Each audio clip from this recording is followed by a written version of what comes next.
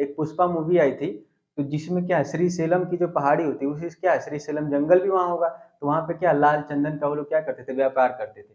और वहाँ पे क्या रहते थे भाई, कोंडा रेड्डी रहते थे। देखिए नाम भी है, पाल कोंडा वेल कोंडा। तो जब कोंडा आ गया सब, तो श्रीशैलम आ गया, तो समझिए पुष्पा की बात हो रही है और क्या है आंध्र प्रदेश। हेलो दोस्तों, आप सभी लोग का एक बार फिर से स्वागत है हमारे यूट्यूब चैनल पे। तो आज हम प्रायद्वीपीय भारत में जो भी पर्वत हैं उसकी चर्चा करेंगे। उसके बाद जो भी पॉइंट बनेगा आपके एग्जाम के पॉइंट ऑफ व्यू से, ठीक, आप उसको नोट कर लीजिएगा। तो आइए शुरुआत करते हैं अरावली पर्वत से। देखिए अरावली पर्वत जो है ये काफ़ी प्राचीन पर्वत है। ये पूरे विश्व में अगर पूछा जाए कि प्राचीन पर्वत कौन सा है, तो अरावली पर्वत है। ठीक, अरावली पर्वत अगर ये प्राचीन है तो एक और पॉइंट पूछ सकता है कि ये किस युग में हुआ होगा, तो एक है प्री कैम्ब्रियन युग, इसको याद रखिएगा। ठीक, तो प्री कैम्ब्रियन युग में अरावली पर्वत का उत्थान हुआ था। ये हो गया प्राचीन पर्वत। ये क्या है, अवशिष्ट पर्वत है। अवशिष्ट का मतलब ये हो गया कि इसका अवशेष आज भी बचा हुआ है, क्योंकि अरावली बहुत पहले हमने बताया था जब हिमालय का फॉर्मेशन हुआ था, पिछले क्लास में देखिएगा, तो अरावली किसी ज़माने में 9000 मीटर की ऊंचाई तक था। ठीक, और आज इसकी ऊंची चोटी मात्र 1722 मीटर, जो कि राजस्थान में है, गुरु शिखर, इतना ही रह गया है। ठीक, कहाँ 9000 मीटर, कहाँ 1722 मीटर। ठीक है, देखिए इसके बाद क्या क्वेश्चन बनेगा कि अरावली में कौन कौन से राज्य, मतलब अरावली जो पर्वत श्रेणी है किन किन भारत के राज्यों से होकर मतलब गुजरती है, तो ये है गुजरात है, राजस्थान है, हरियाणा है और दिल्ली है।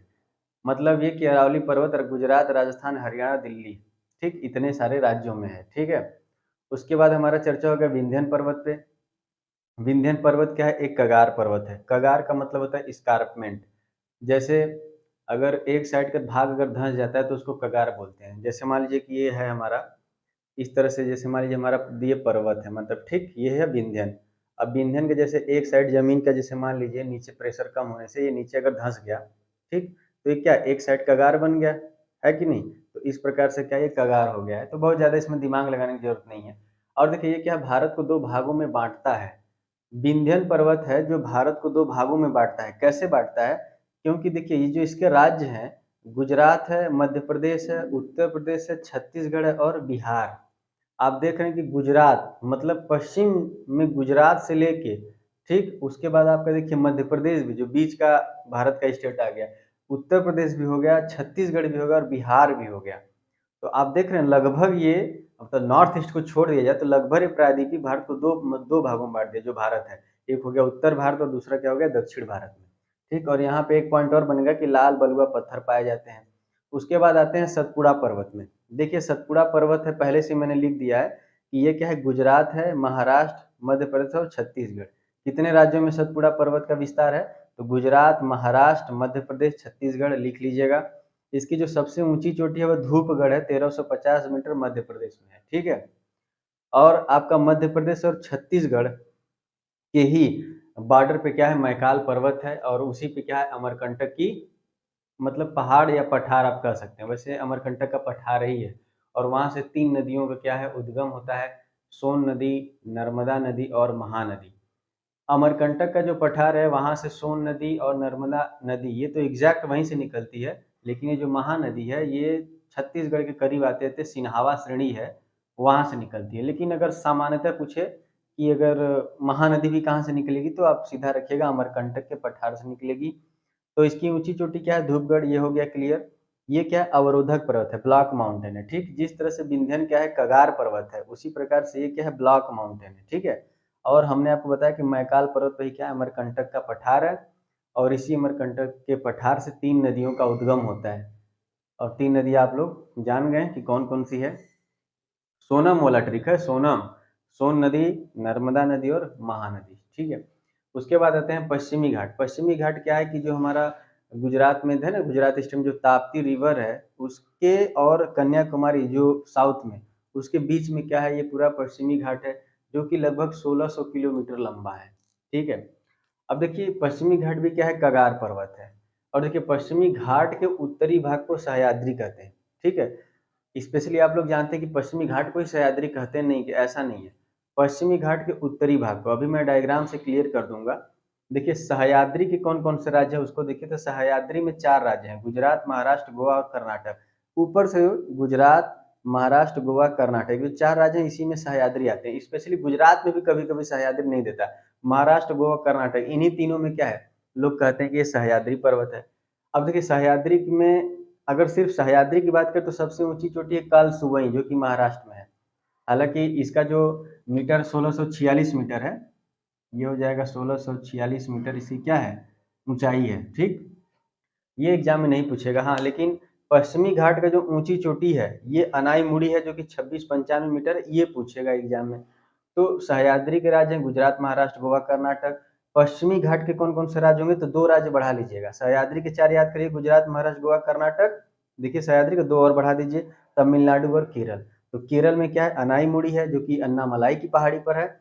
उसकी ऊंची चोटी क्या है, 2695 अनाईमुड़ी है, जो कि पश्चिमी घाट, प्रायद्वीपीय भारत एवं दक्षिण भारत की भी ऊंची चोटी है। अगर अनाईमुड़ी की बात करें तो आपको एक आंसर मिलेगा कि पश्चिमी घाट की ऊंची चोटी अनाईमुड़ी, प्रायद्वीपीय भारत की सबसे ऊंची चोटी अनाईमुड़ी, दक्षिण भारत की सबसे ऊंची चोटी अनाईमुड़ी। अब देखिए यहाँ पे एक और पॉइंट है कि ये जैसे दर्रे होते हैं ना, पास, जिसको पास बोलते हैं, दर्रा होता है। तो अब देखिए पश्चिमी घाट क्या है, लगातार 1600 किलोमीटर की कंटिन्यूटी के साथ खड़ा है। तो उसमें भी पास है, जैसे थाल घाट, भोर घाट, पाल घाट और सैनकोटा पास, ठीक। तो थाल घाट, भोर घाट ये दोनों क्या है, महाराष्ट्र में है। और ये पाल घाट है केरल और तमिलनाडु के बॉर्डर पे है। तो अधिकतर केरल में ही आता है, और सैनकोटा पास भी केरल और तमिलनाडु के बॉर्डर पे है, जो कि केरल में ही हम लिख दिए हैं, क्योंकि केरल का जो तिरुवनंतपुरम है और तमिलनाडु का जो मदुरै है, इन दोनों शहर को जोड़ने का काम करता है। ठीक है दोस्तों, तो मुझे उम्मीद है कि इतना सब कुछ समझ में आ गया होगा। इसके बाद हम नीलगिरी की पहाड़ी को देख लेते हैं, अन्नामलाई की देखते हैं, पालनी भी देख लेते हैं, कार्डमम भी देख लेते हैं। कुछ पहाड़ियाँ और हैं जो इसको आज कंप्लीट कर देंगे। ठीक, ठीक है दोस्तों, तब हम अगला पहाड़ी देखते हैं कौन सा है। तो अगला है नीलगिरी पहाड़ी या नीलगिरी पर्वत, जो कि ये पूरी तरह से तमिलनाडु में है। और नीलगिरी जो पहाड़ी है पश्चिमी एवं पूर्वी घाट का मिलन स्थल है। ठीक है दोस्तों, जहाँ पे पश्चिमी घाट और पूर्वी घाट मिलते हैं, उन्हीं के मिलन स्थल पर ही ये नीलगिरी की पहाड़ी है। और ये मिलन स्थल का एक नाम भी है ऊटी। ऊटी एक पर्यटन स्थल है, जो कि कभी कभी ऊंट कमंडल भी दे देता है, लेकिन ऊटी आप नाम याद रखिएगा। ऊटी, ऊंट वाला जो ऊटी होता है, मैं लिख देता हूँ। देखिए ये हो गया ऊटी। ठीक है, यहाँ पे शूटिंग वगैरह भी होता है मूवी का। और सबसे इसकी ऊंची चोटी क्या है, दोदा बेटा है, जो कि 26 और 37 मतलब 2637 मीटर इसकी ऊंचाई है। यहाँ पे टोडा जनजाति पाए जाते हैं और 16 वन पाए जाते हैं। इसको ब्लू माउंटेन भी कहते हैं, मतलब नीला पर्वत। उसके बाद आइए देखते हैं अन्नामलाई की पहाड़ी। ये क्या है, तमिलनाडु और केरल में है। ठीक है दोस्तों, इसकी जो ऊंची चोटी है वो अनाई मुड़ी है या अन्ना मुड़ी भी है। देखिए 2 नाम देगा, कंफ्यूज मत होइएगा। एक होगा अनाई मुड़ी जो कि सिंपल है, और एक क्या है, अन्ना मुड़ी, जिसकी ऊंचाई है 2695 मतलब 2695 मीटर, जो कि ये पूरी तरह से केरल में है। ठीक है, और हमने पहले ही बता दिया कि ये पश्चिमी घाट की क्या है, ऊंची चोटी भी है। देखिए मैंने लिख दिया, प्रायद्वीपीय भारत पूछे या दक्षिण भारत पूछे या फिर पश्चिमी घाट पूछे, इन सभी की ऊंची चोटी क्या होगी, अनाई मुड़ी होगी। उसके बाद आते हैं पालनी की पहाड़ी। ये सब छोटे छोटे पहाड़ियाँ, तो बस सिर्फ स्टेट भी पूछता है बस कभी कभी। जैसे पालनी की पहाड़ी कहाँ है, तमिलनाडु में। इसकी जो ऊंची चोटी है वो है कोडाई कनाल है। हालांकि ये पूछता नहीं है, क्या पर्यटन स्थल है, बस ऐसे लोग घूमने जाते हैं। मैन मेड लेक्स वगैरह भी है वहाँ पे। उसके बाद है कार्डमम की पहाड़ी, जो कि तमिलनाडु और केरल में है, लेकिन ये अधिक से अधिक क्या है, केरल में ही है। कार्डमम का हिंदी होता है इलायची, तो इसको इलायची की पहाड़ी भी कहते हैं, और ये भारत की क्या है, दक्षिणतम पहाड़ी है। ठीक है दोस्तों, उसके बाद हम आएंगे पूर्वी घाट पे। तो जिस प्रकार से पश्चिमी घाट पूरे कंटिन्यूटी के साथ खड़ा था और उसमें क्या थे, इस प्रकार से पर्वत थे, तो ठीक उसी प्रकार से पूर्वी घाट नहीं है। पूर्वी घाट में क्या है कि नदियां जो है वो क्या है, बंगाल की खाड़ी में जो मिलती है नदियां, तो क्या इस पहाड़ों का अपर्दन कर दिया है। तो अपर्दन करने से सिर्फ मात्र एक पहाड़ी पहाड़ी छोटे छोटे नाम हो जाते हैं। तो इस हिसाब से हम सिर्फ राज्य देखेंगे और राज्य में कौन कौन सी पहाड़ी उसकी चर्चा करेंगे बस। देखिए पहले पूर्वी घाट में अगर सबसे ऊंची चोटी की बात करेगा तो महेंद्रगिरी है, जो कि उड़ीसा में है, 1501 मीटर। ठीक, और देखिए तमिलनाडु में कौन कौन सी पहाड़ी है, बस इतना याद रखिएगा कि जावरी, सेवराय, अगस्था मलाई। ये सब क्या है, ये पूछेगा कि भैया अगस्था मलाई पहाड़ी कहाँ है, तो तमिलनाडु। समझ में आया, सेवराय कहाँ है, तमिलनाडु। इस प्रकार से है। उस प्रकार से अब देखिए आंध्र प्रदेश में कौन कौन सी पहाड़ी है, नल्ला मलाई, पालकोंडा, वेलकोंडा, श्रीसेलम और तिरुमाला। देखिए ये बहुत ही सिंपल है कि श्रीसेलम की पहाड़ी, एक पुष्पा मूवी आई थी, तो जिसमें क्या है, श्रीसेलम की जो पहाड़ी होती है उसी से क्या है, श्रीसेलम जंगल भी वहाँ होगा। तो वहाँ पे क्या, लाल चंदन का वो लोग क्या करते थे, व्यापार करते थे। और वहाँ पे क्या रहते थे भाई, कोंडा रेड्डी रहते थे। देखिए नाम भी है, पालकोंडा, वेलकोंडा। तो जब कोंडा आ गया सब तो श्रीशैलम आ गया, तो समझिए पुष्पा की बात हो रही है और क्या है, आंध्र प्रदेश में है। आंध्र प्रदेश में तो शूटिंग वगैरह उन लोग को अधिक होता है। तो नल्ला मलाई, पालकोंडा, वेलकोंडा, श्रीशैलम, तिरुमलाई कहाँ, ये सब पहाड़ी कहाँ है भैया, आंध्र प्रदेश में। उड़ीसा में एकमात्र पहाड़ी क्या है, गड़जात की पहाड़ी है। ठीक है, ये सब इंपॉर्टेंट जो आपके एग्जाम में क्वेश्चन बनेंगे। इसके बाद क्या, इस सबसे पहाड़ियां आप खत्म हो जाते हैं। फिर आपका क्या आएगा, पठार आएगा, तो पठार को भी देख लेंगे। देखिए पठार क्या है, दक्कन का पठार। ये जो दक्कन का पठार है क्या है, ये बासाल्टिक लावा से बना हुआ है क्रिटेशियस पीरियड में। अगर आपसे ये पूछे कब बना, तो ये बनाएंगे क्रिटेशियस युग में इसका क्या हुआ, मतलब ये बना है। और किस प्रक्रिया से बना, दरारी उद्भेदन हुआ है। ठीक है, दरारी उद्भेदन से हुआ है। अब फीचर इरप्शन जिसको बोलते हैं इंग्लिश में, दरारी उद्भेदन को इंग्लिश में होता है फीचर इरप्शन। ये प्रोसेस क्या है कि जब नीचे मैग्मा होता है, तो मैग्मा क्या है, जब ऊपर आके फैल जाता है। ठीक, तो ये क्या है, ऊपर आके मैग्मा फैल गया, तो जो मैग्मा था ये कौन है, बेसाल्टिक लावा हो गया भाई। मैग्मा नीचे है तो ऊपर क्या है, पूरा लावा ही हो गया ना। और इस प्रक्रिया को, जिस प्रक्रिया से लावा ऊपर आके फैल गया, इसी को बोलते हैं दरारी उद्भेदन। ठीक है, तो देखिए इतना नहीं पूछेगा, बट दक्कन का पठार बासाल्टिक लावा से निर्मित है, ये पूछेगा। और कितने राज्य में है दक्कन का पठार, तो गुजरात, मध्य प्रदेश, महाराष्ट्र और कर्नाटक, इसको नोट कर लीजिएगा। कर्नाटक में मैं कुछ ये नोट करा देता हूँ। कर्नाटक में क्या है, बाबा बुदान की पहाड़ी है, मालनद का मैदान है और मैसूर का पठार है। देखिए ये यूपीएससी के क्वेश्चन में आया था, नॉर्थ टू साउथ को मिलाने को, मतलब कि सबसे उत्तर में क्या है, बाबा बुदान की पहाड़ी, और सबसे दक्षिण में क्या है, मैसूर का पठार। जैसे मान लीजिए इस तरह से फिगर बना दिया था, ठीक, और इस तरह से कर दिया था, तो इसमें इसमें आपको भरना था, ये क्या हो गया, बाबा बुदान। ठीक, ये जो बाबा बुदान सबसे क्या नॉर्थ में हो गए, और बीच में क्या होगा, मालनद। ठीक, और सबसे अंतिम में क्या है, मैसूर का पठार। ये कर्नाटक में इस तरह से भी क्वेश्चन बनाया हुआ है। आइए बचे हुए पठार को भी देख लेते हैं, जिसमें आपका है छोटा नागपुर का पठार, जो कि झारखंड में, जो कि बहुत ही फेमस है, आप लोग इसका नाम सुने भी होंगे। तो ये जो छोटा नागपुर का पठार है झारखंड में है, जिसको भारत का रूर कहा जाता है। रूर मीन्स होता है कोयला, रूर मीन्स होता है कोयला, जो कि जर्मन शब्द है। ठीक है दोस्तों, इसकी ऊंची चोटी है पारसनाथ की पहाड़ी, ठीक, जो कि 1370 मीटर है। पूछेगा भाई पारसनाथ की पहाड़ी किस राज्य में है, तो बता देंगे ना, झारखंड। और किस पठार पे है, तो छोटा नागपुर के पठार पे। ठीक, दामोदर नदी है भाई, जो कि झारखंड होते हुए जो चलती है। तो दामोदर नदी छोटा नागपुर के पठार को दो भागों में बांटती है। जैसे मान लीजिए छोटा नागपुर का पठार है, तो बीच में है दामोदर नदी। देखिए दामोदर नदी, ये तो हाईवे जैसा लग रहा है, लेकिन आप इसको दामोदर नदी समझिएगा। ये है आपका दामोदर। ठीक, अब ये देखिए जो दामोदर नदी है दोस्तों, ऊपर क्या हो गया, हजारीबाग को अलग कर दिया, जिसको कोडरमा भी पठार कहते हैं, और नीचे क्या है, रांची का पठार हो गया। तो छोटा नागपुर को दो भागों में कौन सी नदी बांटी है, दामोदर नदी। ठीक, उसके बाद छोटे छोटे है, जैसे डालमा हिल्स या डालमा की पहाड़ी जो है झारखंड में है। राजमहल की पहाड़ी पूछेगा तो आपका झारखंड और पश्चिम बंगाल दोनों को मिला के ये लिख लीजिएगा। दंडकारण्य का पठार है, जो कि छत्तीसगढ़ और उड़ीसा में है, तो अधिक से अधिक छत्तीसगढ़ में है, ऐसा हम लोग सुनते हैं। या हमारे संस्कृति, हमारे धर्म में ऐसा सुनने को ये मिला है, या ऐसा हम लोग जानते हैं कि दंडकारण्य का जो पठार है, इसी जंगल में हमारे श्री राम ने माता सीता को वनवास के लिए छोड़ दिया था।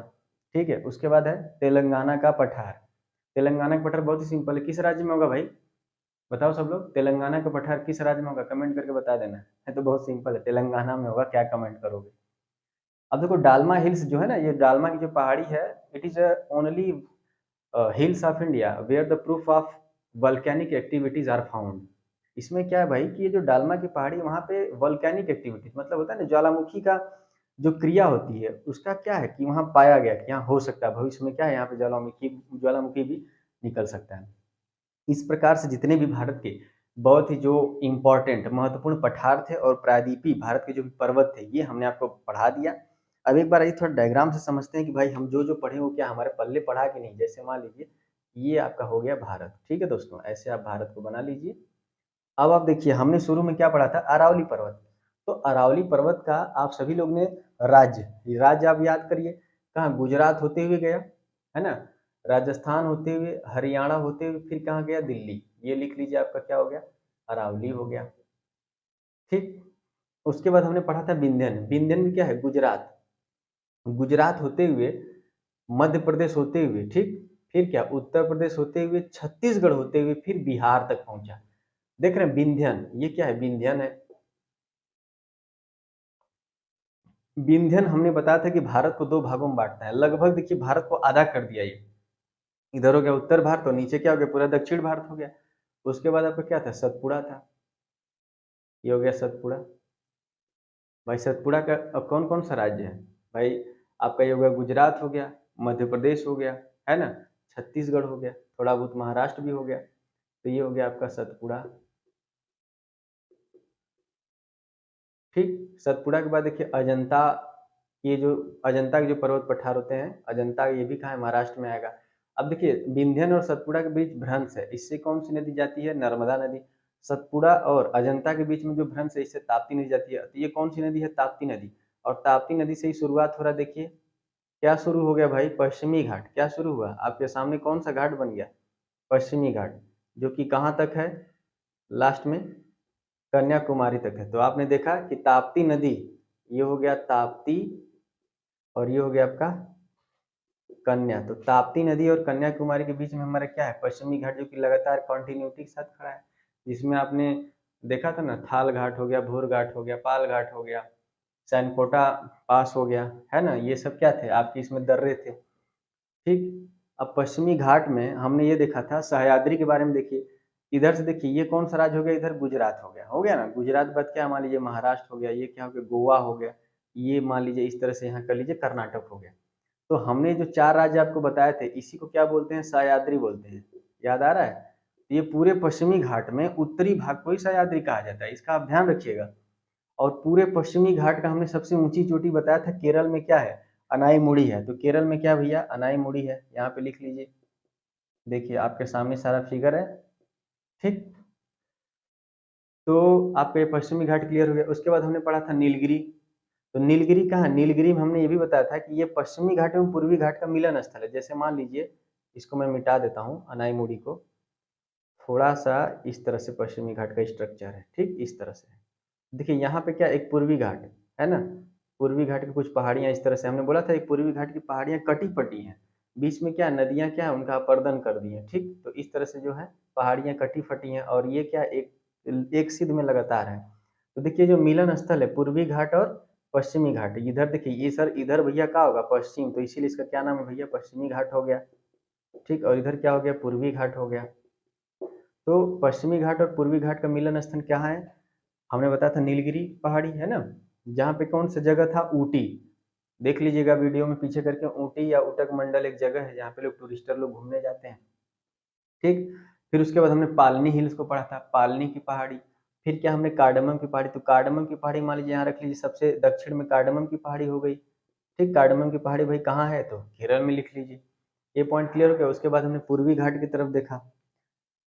अब देखिए एक चीज और यहाँ पे मैं बताना चाहूंगा कि अरावली और विंध्यन के बीच में एक पठार है जो कि मैं लिखवाना भूल गया, जिसको बोलते हैं मालवा का पठार। तो आप यही नोट्स बना लीजिएगा, मालवा का पठार, जो कि राजस्थान और मध्य प्रदेश में। ये पूछेगा कि भारत के किस राज्य में है मालवा का पठार, तो आप कहेगा राजस्थान और मध्य प्रदेश में, अधिक से अधिक क्या है, मध्य प्रदेश में। ठीक है, मालवा। देखिए आपके सामने डायग्राम में क्लियर हो गया होगा। इसके बाद इधर क्या है, पूर्वी जो घाट है उसमें क्या है, कटी फटी सब पहाड़ियां हैं, तो जो कि सिंपल आपको याद करा दिया गया है। जैसे आपका तमिलनाडु में था, आंध्र प्रदेश में था, उड़ीसा में था। देखिए एक यहाँ पे गिरनार पर्वत होता है, अगर मैं पर्वत में ये छूट गया होगा तो गुजरात में गिरनार पर्वत है, इसको भी लिख लीजिएगा, गिरिनार। अगर आपसे पूछेगा गिरनार पर्वत कहाँ है, तो आपका आंसर क्या होगा, गुजरात होगा। ठीक, उसके बाद हमने क्या पढ़ा, दक्कन का पठार पढ़ा। तो दक्कन का पठार आपको क्लियर हो गया। ठीक, छोटा नागपुर का पठार हो गया। कर्नाटक में जो छोटा सा हमने पॉइंट बताया था, बाबा बुदान की पहाड़ी, मालनद का मैदान और आपका मैसूर का पठार, ये भी क्लियर हो गया। छोटा नागपुर पठार है ना, ये सब क्लियर हो गया। डालमा पहाड़ी हो गया, मतलब एक एक लाइन के क्वेश्चन इस सबसे बनेंगे। राजमहल पहाड़ी कहाँ पे है, ननकारण पठार कहाँ पे है। ठीक, तो इस प्रकार से प्रायद्वीपीय भारत के जो भी पठार थे और पर्वत थे ये हो गए। इसके बाद हम पढ़ेंगे नॉर्थ ईस्ट हिल्स, मतलब उत्तर पूर्वी की जो पहाड़ियां हैं, है ना, जैसे डफला, मिरी, अबोर, मिसमी हो गया, नागा हिल्स हो गया, है ना, ये सब लुसाई हिल्स हो गया। ठीक, आप लोग का ये जो असम वगैरह में है ना, मिकिर, बरैल, रेंगमा, कछार, ये सब पहाड़ियां पढ़ेंगे। तो इसके लिए हम अलग से लेक्चर लेंगे, आज के लेक्चर में बस इतना ही रखते हैं। ठीक है, तो यहाँ तक बने रहने के लिए आप लोग का बहुत बहुत धन्यवाद।